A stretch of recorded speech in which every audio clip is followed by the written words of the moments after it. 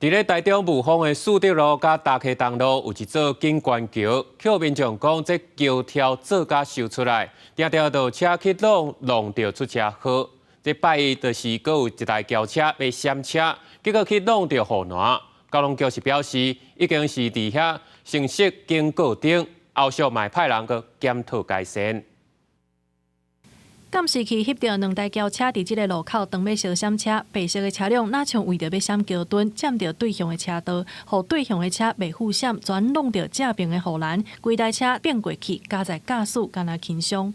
驾驶双脚擦挫伤，无酒驾骑士，详细肇事原因由交通警察大队进行分析研判。事故发生伫8月12中昼的时阵，地点伫台中市雾峰区大溪东路甲树德路口。等来到现场，青色的景观桥桥墩拖出来到大溪东路顶头，占着车道。当地人讲，毋若造成树德路倒弯的车辆，就要弯90度，嘛造成这个路口定定有车祸。这里到那里应该是直线平行，你为什么还要绕一个转弯呢？当然是有较危险啊！你小闪的人，伫迄边要来，迄边要过。拢安尼查安尼啦。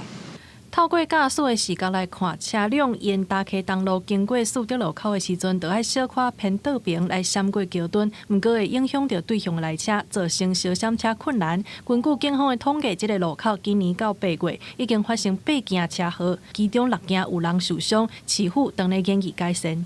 该路口因桥梁结构位于路口处，故路口范围变狭，行车动线较为受限。本局将会再分析该路口近年来的事故原因。交通局表示，景观桥已经有20档的历史，毋过这个路口正矮，卡路无好，除了已经设交通灯号，也会甲相关单位来会勘演技改善的方式。记者综合报道。